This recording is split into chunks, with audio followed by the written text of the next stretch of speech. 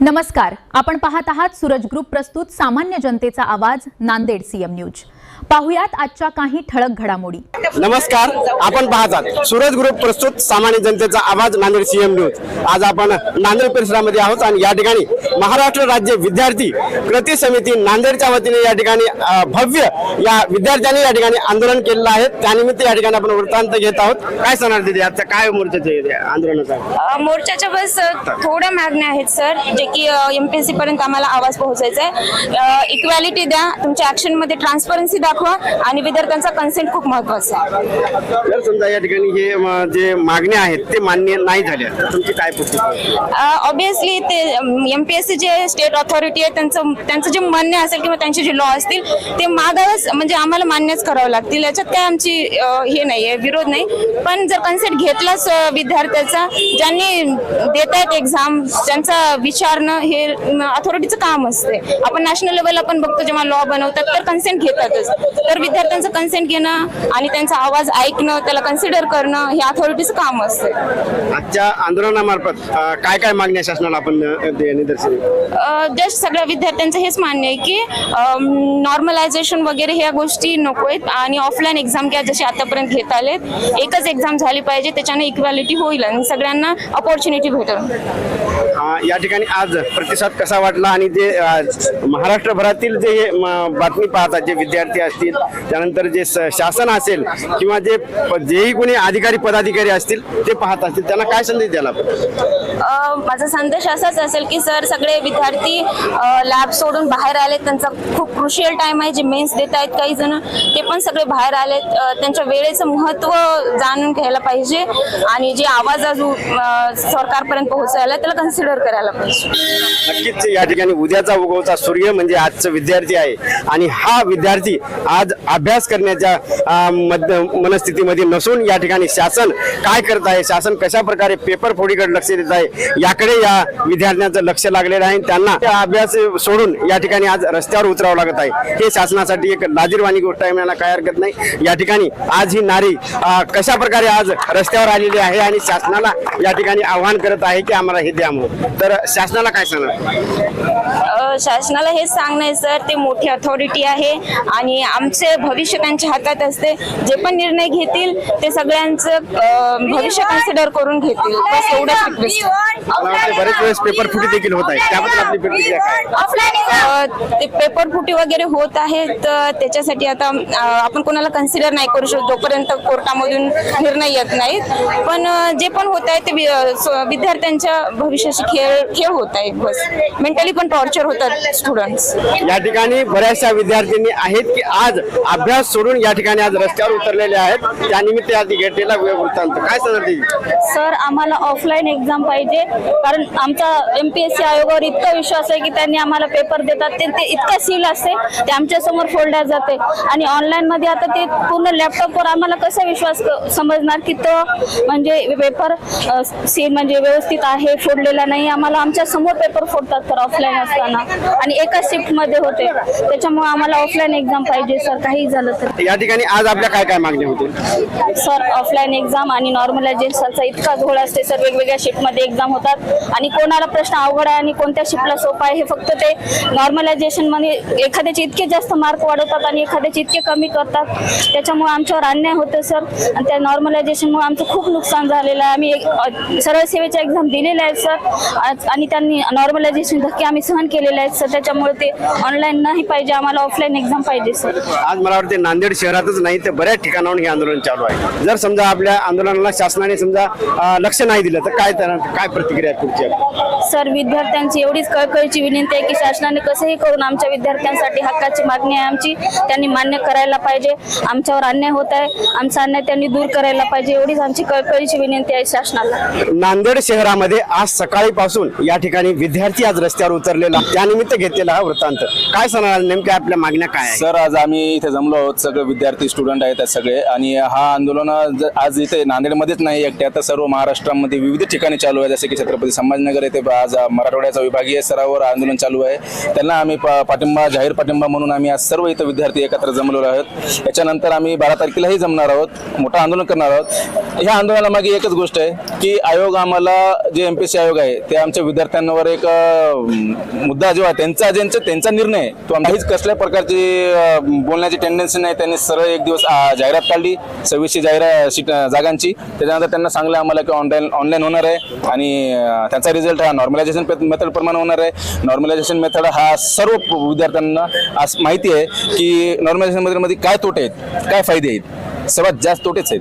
त्याच्यामध्ये सर्व गुण हे कमी जास्त होणार, काहीही कळणार नाही, सर्वांवर भेदभाव होणार, अन्याय होणार चांगल्या एखाद्या स्टुडंटवर जो सातत्य अभ्यास करतो, सातत्यपूर्ण. एखादा काय तो 2-3 घंटे अभ्यास करतो जातो, त्याला तो प्रश्न येणार नाही, त्याच्या शिफ्टमध्ये तो कोणीही प्रश्न आला नाही. पण तोच प्रश्न जर एखाद्या शिफ्टमध्ये जो चांगला अभ्यास करतो मुलगा, त्याला जर प्रश्न आला तर त्याची काठिण्य पातळीता आणि हे ज्या शिफ्टला जो आला नाही या मुलाला, त्याची काठिण्य पातळीता एकच आहे, पण तो त्याला प्रश्न आलेला आहे. पण आयोग म्हणणार तो त्याला सोपा होत गेला आणि याला अवघड गेला, याला +2 मार्क देणार आणि याला -2 देणार.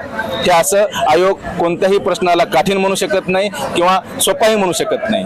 आयोगाने ऑफलाईनच पेपर घ्यावी, 100 प्रश्नाचीच पेपर घ्यावी आणि सर्वांना एकच प्रश्न द्यावा.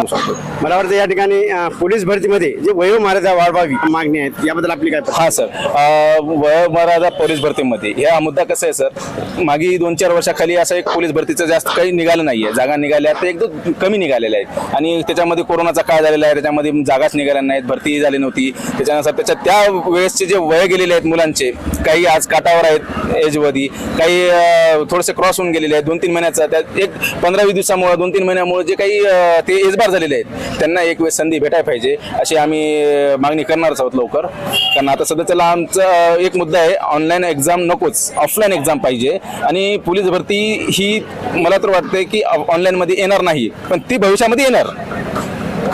त्याही मुलांना धोका होणार आहे, जो आज आम्ही बघतोय धोका पुढे भविष्यामधला, तो आज पुढे पोलीस भरतीला होणार आहे. नक्कीच या ठिकाणी आपण आज सकाळपासून बरेच विद्यार्थी या ठिकाणी आहेत जे की या ठिकाणी घोषणाबाजी करत आहेत, नारे देत आहेत. तर या ठिकाणी संबंध महाराष्ट्र हे नाही तर संबंध देश ही बातमी पाहत आहे. तर देशातील सर्व विद्यार्थ्यांना तुम्ही काय संदेश द्या? सर्व देशातल्या, आपल्या महाराष्ट्र राज्यातील आमच्या सर्व विद्यार्थ्यांना एकच सांगू इच्छितो की तुम्ही तुमच्यावर होणार अन्याय हा तुम्ही कधीही सहन करू नका. जर तुम्हाला सहन करण्याची ताकद असेल तर तुम्ही विद्यार्थी म्हणून घेऊ नका स्वतःला. तुम्हाला तुमचा हक्क दिलेला आहे, तुम्हाला त्या हक्कानुसारच जगता आलं पाहिजे. जे फंडामेंटल राईट्स आहेत ते त्याचं तंतोतंत पालन करून घेणं हे आपलं कर्तव्य आहे. ही लोकशाही आहे, लोकशाहीमध्ये आपल्याला मूलभूत हक्क भेटणं हे आपले स्वतः घेणं हे आपल्याला मूलभूत हक्कच आहेत एक प्रकारचे. आणि ते जसं आपल्या सर्व विद्यार्थ्यांना लागू आहे, जसं की आज आयोगानं सांगलेलं आहे की आम्ही ऑनलाईन एक्झाम घेणार आहोत, पण हे चुकीचं आहे. हे एकतर विद्यार्थ्याच्या एक भविष्यावर थोपवण्याचा प्रयत्न आहे, बळजबरी. हा खोडून काढण्यासाठी विद्यार्थ्यांनी एकत्र यावं, कोणालाही घाबरू नये. कोणताही प्रशासन कुठल्याही प्रकारची कार्य आंदोलन असतं हे नियमावलीमध्येच करायचं. जर चांगल्या मार्गानुसार जर त्यांना कुठला अर्थ करायचा नाही, असं आपल्या मालमत लावायचं नाही की आपल्या आंदोलनात लागेल, कारण भीती बाळगायचीच नाही एक प्रकारचं. आम्ही सुद्धा स्टुडंट आहोत.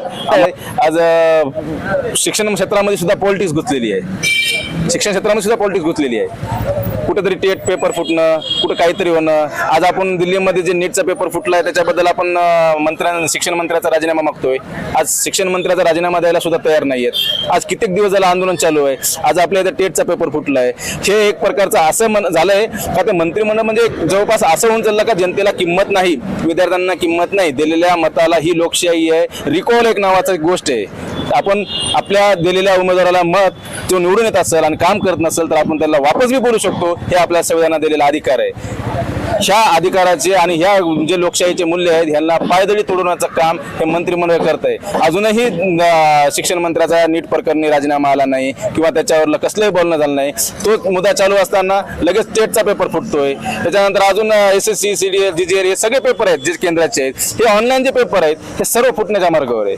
आणि आज एमपीएससी भविष्यामध्ये त्याच क्षेत्र मार्गावर चालणार आहे, त्यात काहीच शंका नाही. कारण पूर्ण टोटल विद्यार्थ्यांचं म्हणणं आहे की ऑफलाईन एक्झामच व्हावी, ऑनलाईनला टोटली या ठिकाणी जे शिक्षण अधिकारी असतील, जे शिक्षण मंत्री असतील, त्यांच्यावरला विश्वास उडायला म्हणायला काय हरकत नाही. या ठिकाणी या जे नांदेड शहरामध्ये जे आज विद्यार्थी असतील, विद्यार्थीच नाही तर बरेच या ठिकाणी विद्यार्थी देखील होत्या, जे की या ठिकाणी या आजच्या आंदोलनामध्ये टाचेला टाच लावून, या ठिकाणी पायाला पाय लावून या ठिकाणी विद्यार्थ्याबरोबर या ठिकाणी विद्यार्थी देखील या ठिकाणी सहभागी झाल्या होत्या. त्यांचं देखील म्हणणं एवढंच आहे की आम्ही आज घर सोडून बाहेर शिक्षणासाठी येतो आणि ज्यावेळेस असे पेपर फुटी असेल, त्यानंतर वयाची जे आखणी असेल ही जेव्हा होते त्यावेळेस एक आमच्यावर अन्याय होतो, हे शासनाने दूर करावा, शिक्षण विभागाने याकडे लक्ष द्यावं, याकरता हे नांदेड शहरामध्ये घेतलेलं हे आंदोलन होतं. या ठिकाणी बरेचसे विद्यार्थी आहेत जे की आपल्याशी बोलणार आहेत. काय सांगणार याविषयी? मी आयोगाला किंवा मुख्यमंत्री साहेबांना एवढंच सांगू शकतो की जे काही निर्णय परिपत्रक तुम्ही काढून जे निर्णय घेतला ऑनलाईन एक्झाम झाली पाहिजे आणि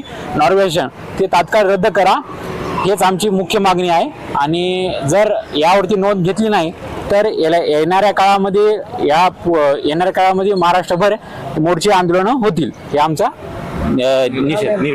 नक्कीच या ठिकाणी आजचा विद्यार्थी म्हणजे उद्याचा उज्ज्वल भविष्य म्हणायला काय हरकत नाही. जर उज्ज्वल भविष्य जर भारताचं पाहायचं असेल तर विद्यार्थी घडणं अत्यंत महत्त्वाचं आहे, तरच आपलं भविष्य समोर शिगेला जाऊ शकतं.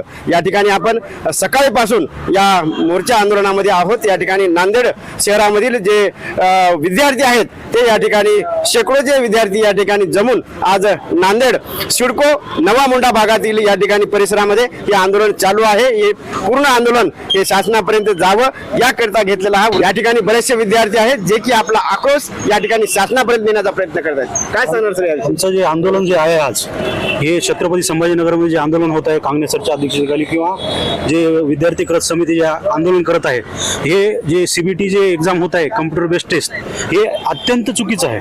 त्याच्यामुळं नॉर्मलायझेशन होते, जे फेअर एक्झाम होत नाही, तुम्ही शिफ्टमध्ये एक्झाम घेता, यामुळं नॉर्मलायझेशन झाल्यामुळं जे अभ्यास करतात मुलं त्यांना खूप नुकसान होते. हे आयोगाने नोंद घ्यावी आमची. जे अगोदर आम्ही जे ऑनलाईन एक्झाम घेत होते IBPS आणि TCS जे सरळ सेवेचे एक्झाम होते, आम्ही आंदोलनं करून MPSC आयोगाला दिले हे एक्झाम घ्या म्हणून. पण आयोगानं असं केलं की जे फेअर एक्झाम होते तेच उलट ते TCS IBPS ला देत आहे. हे अत्यंत चुकीचं आहे. जे अभ्यास करतात, जे मेन्स दिले आहेत त्यांच्यासाठी अत्यंत धोक्याची घंटी आहे. यामुळे मी आयोगाला एवढंच संविधानिक मार्गाने विनंती करतो, आयोगाने हे नोंद घ्यावी आणि हे जे परिपत्रक काढलं ते कॅन्सल करावं, एवढीच मागणी आहे. म्हणजे कुपनच शेत खाते म्हणायला काय हरकत नाही. अशा प्रकारे या ठिकाणी आयोगानं काम केलेलं आहे. कुपनच जर शेत खाते असेल तर मधलं पीक कसं येणार, आणि आजचा जर या ठिकाणी विद्यार्थी घडला नाही तर उद्याच्या देशाचं भविष्य कसं घडणार, हे आज या ठिकाणी आपल्याला समोर सांगण्यात येत आहे. या ठिकाणी या विद्यार्थ्याचा आक्रोश हा शासनापर्यंत दाखवण्यात येत आहे की या ठिकाणी आजचा विद्यार्थी जर घडला तर उद्याचं भविष्य घडू शकतं, आणि आजचा विद्यार्थी हा बेकार राहू नये. त्यांची वय मर्यादा जी आहे, या ठिकाणी आताच बऱ्याच बांधवांनी सांगितलं की या ठिकाणी बऱ्याच विद्यार्थ्यांनी सांगितलं की या ठिकाणी जे वयाची अट आहे ते देखील या ठिकाणी जाचक आहे, जे की पोलीस भरतीसाठी आहे. जे की कितीतरी विद्यार्थी आज रात्रंदिवस प्रॅक्टिस करून आज रस्त्यावर आहेत की ज्याला नोकरी नाही, बेकार फिरत आहेत. तेव्हा या वयाची देखील अट शासनाने पुढे ढकलावी, हे देखील या ठिकाणी आज बोलत आहेत. काय सांगणार याविषयी? सर, विद्यार्थ्यांची मागणी एकच आहे की शासनानं आणि आयोगाने हा निर्णय जो घेतलेला आहे तो तात्काळ रद्द करावा. हा निर्णय विद्यार्थ्यांच्या एक भवितव्याचा नाहीच मुळात. आणि ऑनलाईन एक्झाम फुटणार नाही याची शाश्वती काय? टीटची एक्झाम फुटली, नीटची एक्झाम फुटली, त्या TCS IBPS घेणार आहेत. मग यापुढे आयोगाकडून शाश्वती काय आम्हाला की फुटणार नाही म्हणून? आणि नॉर्मलायझेशनमुळे एवढ्या विद्यार्थ्यांचं नुकसान आहे. आमचे काही मित्र आहेत, जाधव सर असोत, आमचे मस्के सर असोत, त्यांनी आयोगाचा एकही पेपर नापास झाले नाहीत आणि ऑनलाईन एकही पेपर पास झाले नाहीत पाहिजे. आणि 100 गुणाची एक्झाम असते आणि त्यांना मार्क पडले 110. याचा फॉर्म्युला काय? हा फॉर्म्युला आयोगाला पण कळत नाही तर आम्हाला कसा कळणार? 100 मार्काचा जर पेपर असेल तर नॉर्मलायझेशन 110 120 मार्क पडाले, 100 पेक्षा जास्त मार्क पडाले. गेल्या वेळेस जे काही तलाठीचा पेपर झाला होता त्या तलाठीच्या पेपरमध्ये एक असं नोंद आढळण्यात आली की 200 मार्काचा पेपर असून सुद्धा 214 मार्क पडणारा 214 216 ते उमेदवार सिलेक्ट झालेत, आणि ज्यांच्या 198 197 होते ते जे असेल ते अनसिलेक्ट झालेत. म्हणजे याचं कारण काय आहे की बा नॉर्मलायझेशनने एखाद्या हुशार विद्यार्थ्याचा जरी त्याला एखाद्या क्वेश्चनचे आन्सर येत असतील तरी काही कारणास्तव तिथं आले नसतील तरी त्याचे जे असेल ते नॉर्मलायझेशनमुळं त्याचे मार्क गृहीत न धरता, आणि एखाद्या जास्त अभ्यास झाला नाही किंवा थोडा कच्चा आहे त्याचे मार्क अचानक वाढतील हे नॉर्मलायझेशन मध्ये आढळून येते. त्यामुळे हे नॉर्मलायझेशन अतिशय चुकीचं आहे. शासनानं तात्काळ रद्द करावं. महाराष्ट्र शासनानं असो किंवा आयोगाने हे तात्काळ रद्द करावं, ही आमची मुख्य मागणी आहे. यानंतरची प्रक्रिया काय आहे, यानंतर काय प्रतिक्रिया आहे? यानंतर जे आमचं विठ्ठल कांगणे सरांची बोलणं झालेलं आहे, 12 तारखेला त्यांनी संध्याकाळी येणार आहेत आणि त्यानंतरची आम्ही कांगणे सरांच्या मार्गदर्शनावर पुढची दिशा संविधानिक मार्गाने ठरवू. आणि आयोगानं किंवा शासनानं कुठलीही हुकुमशाही करण्याचा प्रयत्न करू नये. एवढा मोठा भारत देश लोकशाही देश आहे. लोकशाही फक्त कागदावरच उरलेली आहे. आता लोकशाही फक्त नावापुरतीच राहिली, ही सरळ सरळ हुकुमशाही आणि तानाशाही होऊन गेलेली आहे. हे आजचा युवा म्हणजे भारताचं उद्याचं भविष्य आहे. हे कुठेतरी थांबलं पाहिजे. विद्यार्थ्यांना मुठीत धरण्याचा प्रयत्न करू नये. विद्यार्थ्यांना आश्वासित केलं पाहिजे की बाबा आम्ही तुमच्यासोबत निर्णय घेऊ. एकाही विद्यार्थ्याला विचार नाही कोणत्या आयोगानं असा निर्णय सर्व चुकीचा आहे. सरळ सरळ ज्यावेळेस परिपत्रक नक्कीच या ठिकाणी आज नांदेड शहरातून छोटी जरी चिंगारी निघाली असली तर काही दिवसामध्ये संबंध देशामध्ये, संबंध महाराष्ट्रामध्ये या ठिकाणी या विद्यार्थ्यांचा आक्रोश देखील होऊ शकतो आणि या ठिकाणी मोठ्या प्रमाणात देखील आंदोलन निघू शकतं, जे की शासनाला देखील ते आवड्या व विद्यार्थ्यांना जे अन्याय होत आहे तो अन्याय न करता विद्यार्थ्यांच्या सहकार्य करावं, हीच या ठिकाणी या आंदोलनामार्फत सांगण्यात येत आहे. या ठिकाणी CM न्यूज साठी संजय कुमारजी गायकवाड, धन्यवाद.